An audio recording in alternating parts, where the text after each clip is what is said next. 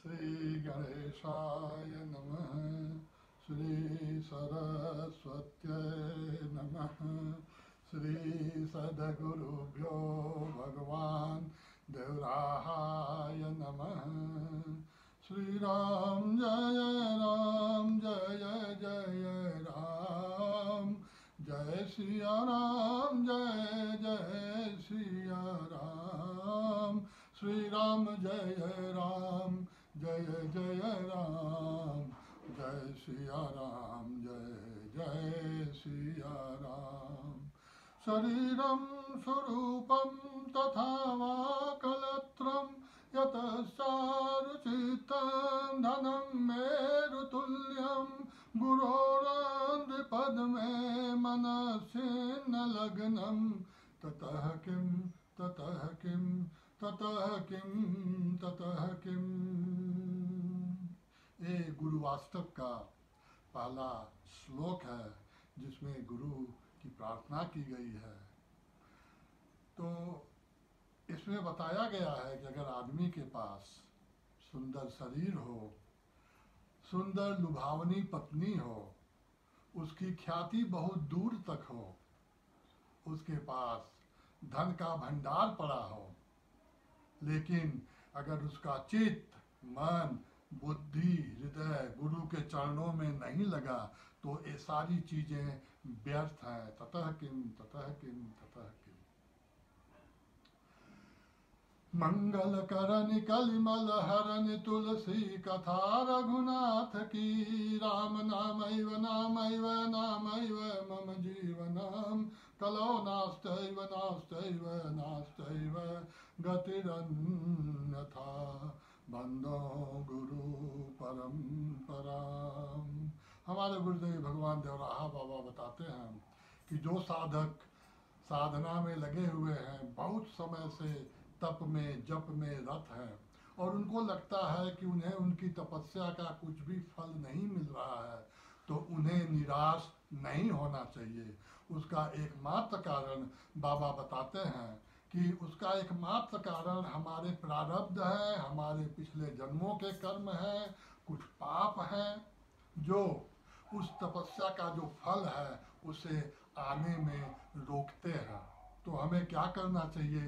बाबा बताते हैं कि हमें जो अपना नियम है, जो कर्म है, जो पूजा पाठ है, जो अर्चन है, वो करते रहना चाहिए, क्योंकि मंत्रों की जो शक्ति है वो दिव्य है, वो अपने समय पे अपना फल देंगे।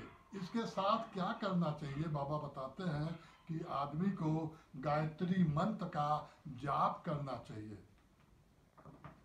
बाबा का कहना है कि किसी भी गृहस्थ को या सारे गृहस्थ को कम से कम एक माला गायत्री की सुबह और एक माला शाम को करनी चाहिए। इसके करने से जो हमारे प्रारब्ध हैं, जो पिछले जन्म के कर्म हैं, उनको काटने में सुगमता होती है, वो जल्दी से कट जाते हैं।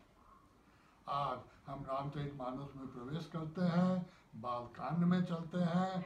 भगवान राम का वनवास हो चुका है, भगवान राम गंगा जी के किनारे खड़े हैं और केवट से संवाद कर रहे हैं। तो हम आज भगवान राम और केवट का संवाद देखेंगे। आइए देखते हैं भगवान राम क्या कहते हैं।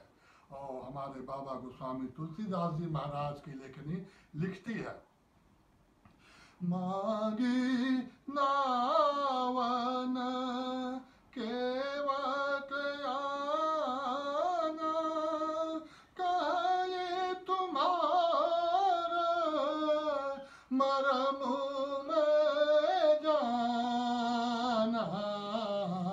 श्री राम जय राम जय जय राम, जय सिया राम जय जय सिया राम। भगवान राम केवट से नाव मांगते हैं। केवट गंगा जी में अपनी नाव पे बैठा है। भगवान राम उससे कहते हैं कि अपनी नाव किनारे पे ले आओ। तो केवट भगवान राम को ना बोलता है, नहीं कहता है, और ऊपर से ये भी बोलता है कि हे प्रभु, मैं आपके रहस्य को जानता हूँ। यह बात सुनते ही भगवान राम एकदम चुप हो जाते हैं, कुछ नहीं बोलते। अब खाली केवट ये पूरे दोहे में बोलता है। तो केवट उनसे कहता है कि हे प्रभु, आपने, आपके चरण रज ने जो चमत्कार किया था कि एक पत्थर को नारी बना दिया था, यह मुझे मालूम है। आइए हम वेदों में देखते हैं, वेद भगवान के विषय में क्या कहते हैं। वेद अपने मत के अनुसार भगवान का गुणगान करते हैं और अंत में कहते कहते कहते हैं नेति नेति नेति, कि आपका जो गुणगान है, आपका जो रहस्य है, वो कोई जान नहीं सकता, वो इतना ही है, इदमित्थम, ऐसा नहीं कह सकते हैं। और यहाँ केवट है कि वो बोलता है कि मैं तो आपको जानता हूँ। साधु संत महात्माओं का ऐसा विचार है, ऐसा कहना है कि ये जो केवट है, ये बहुत ही असाधारण पुरुष है, ये कोई साधारण मानव नहीं है। कुछ संतों का कहना है कि ये जो केवट है, ये भगवान राम का जो साक्षात प्रेम है, उसकी मूर्ति बन के आया है। और कुछ संतों का कहना है कि प्रयागराज में जो अक्षय वट वृक्ष है, उन्होंने मानव शरीर धारण किया और केवट के रूप में आके जो भगवान की लीला है उसमें सहायता की है। और अगर केवट असाधारण है तो ही ऐसी बात भगवान को बोल सकता है, नहीं तो ये संभव नहीं है। आगे केवट बोलता है,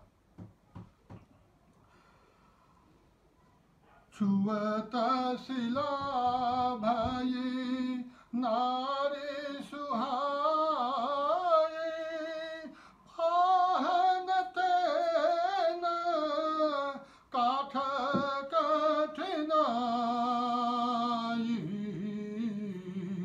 एहि प्रतिपालऊं सब परिवार, नहीं जानऊं कछु और कबारो,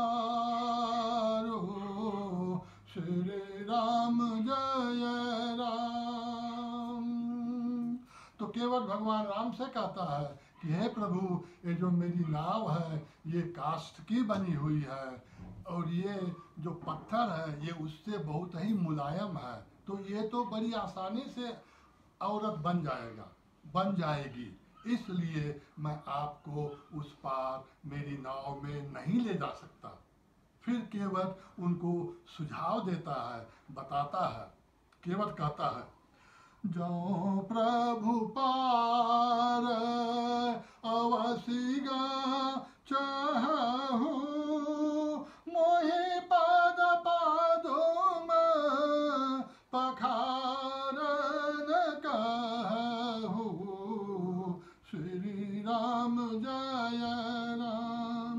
अब केवट भगवान के सामने एक शर्त रखता है और कहता है, हे प्रभु, अगर आपको सचमुच उस पार जाना है तो मुझे आपका जो चरण है, आपका जो पद है, उसे पखारने को कहिए, मैं आपका पद प्रक्षालन करूं, उसके बाद ही मैं आपको उस पार ले जाऊंगा। पद कमल धोय चढ़ाई, नावन नाथ उतराई चाहूं, कि हे प्रभु, मैं आपका पद धोने के बाद मैं आपसे कुछ उतराई नहीं चाहता, तो क्या चाहता हूँ, मोहि राम राउरियान दशरथ सपथ सब साची कहूँ, बहु तीर मारहु लखन पै, जब लगिन पाय पखारियो, तब लगिन तुलसीदास नाथ कृपाल पार उतारियो।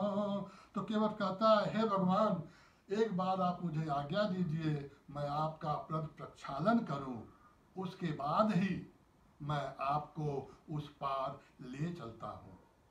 ये सब जो इतनी बातें हुई हैं, इन सब बातों के दौरान भगवान राम चुपचाप रहे, केवट की केवल बातें सुने हैं और कुछ उन्होंने नहीं कहा। फिर आगे हम देखेंगे कि कैसे भगवान राम केवट को आज्ञा देते हैं और फिर उसको हम आगे जारी रखेंगे। पायो परम विश्राम, राम समान प्रभु नाहीं कहूँ।